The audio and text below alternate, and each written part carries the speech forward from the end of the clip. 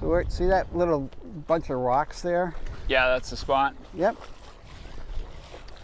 So what's the plan?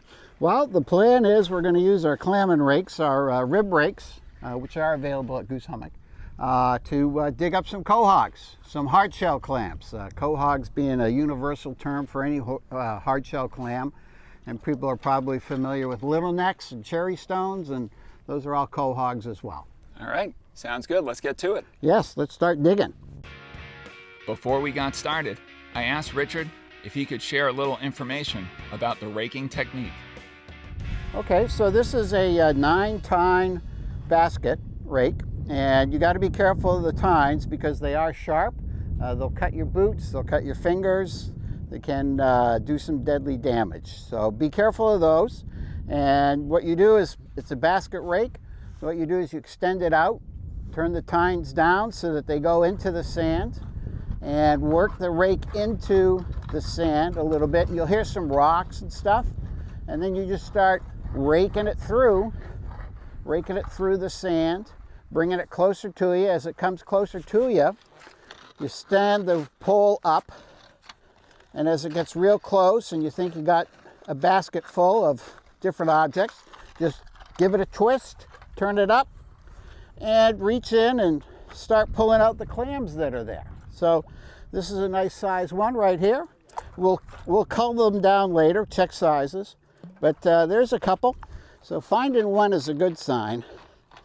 You can go into some areas though and find a whole bunch at one time. You know, it's like you bring up 10 or 12 in the basket at one time. That's a good haul. It was a gorgeous day, so I figured I might as well do some raking of my own. Okay, I think I'll join you for a little bit. Okay. Just pick a spot where you think you can get the rake in. Come right down in here, Ryan, on this side of me. Facing me, and then pull back towards you. Any idea how deep they can dig down into the sand, Richard? It's usually like the length of the tines. There's a good one. Yeah, I got a few right here. Excellent. That's what I got a couple now too. Yeah, those are beauts. Yeah. Can you imagine how productive it was here like 500 years ago? I can only imagine how abundant the seafood was back then. Right. Because it's still pretty abundant considering. Yeah, considering. But yeah, the ocean floor would be covered with lobsters, you know, over in the bay. And then these are the shells that the indigenous people used for wampum. Oh, that's right. Yeah. Yep. Don't quite know what it was based on, but that was part of their monetary system. Right. One thing every town on the Cape has is a special program. If you're a veteran, you can go to the town, whatever town you're in, even if you're not a resident. Like I could go to Brewster, because I live in South Yarmouth, because I'm a veteran, I can get a Brewster permit at the resident rate, which is a real big savings. So if you're a veteran, I'd encourage you to inquire on the towns around you, see what they have, and get yourself a permit. You can get out to a few different towns. Each town is different on its rules and regs in terms of, you know, one town might say you can't go shell fishing if it's under 32 degrees, and the town next door might say can't go shell fishing if it's under 29 degrees. So although each town has its own rules and regulations, you got to make sure you know what they are. So this is the traditional clam shell fishing gauge, and the quahogs are legal if they can't pass through that opening, okay? That way, on the hinge side.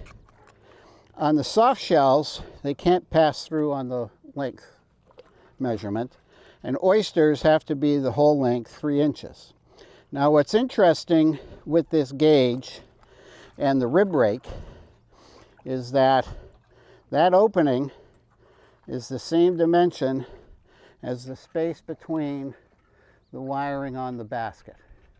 So the beauty of that is when you're raking and you got some small ones, they're just going to fall out of the basket. So when you get in, you still need to check your catch and cull it out. But for the most part, you can pretty much count on the fact that your clams are going to be legal. Richard and I could have spent more time and caught our limit of quahogs, but after an hour, we had captured enough for dinner, so we decided that was sufficient.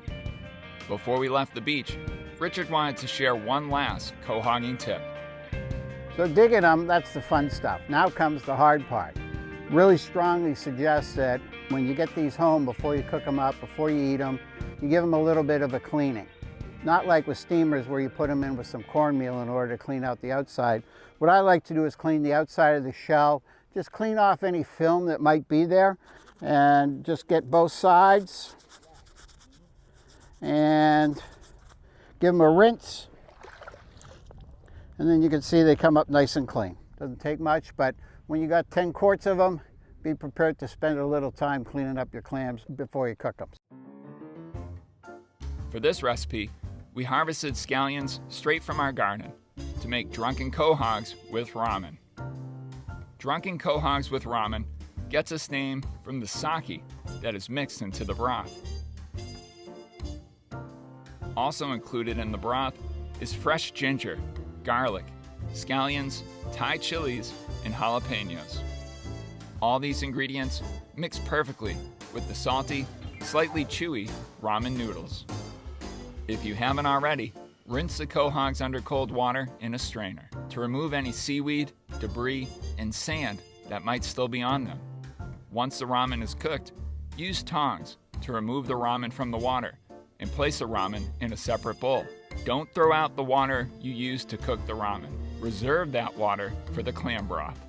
This delicious meal cooks very quickly, so be sure to prep all your ingredients ahead of time so you can throw them in right when you need them. Portion out the ramen into shallow bowls. Then ladle the quahogs and broth over the ramen. Serve immediately with scallions garnished over the top. You can also throw in a few pinches of red pepper flakes for extra flavor and spice. The result is a flavor bomb in a bowl. To view the full recipe and instructions for Drunken Cogs with ramen, please visit myfishingcapecod.com/drunken-cohogs.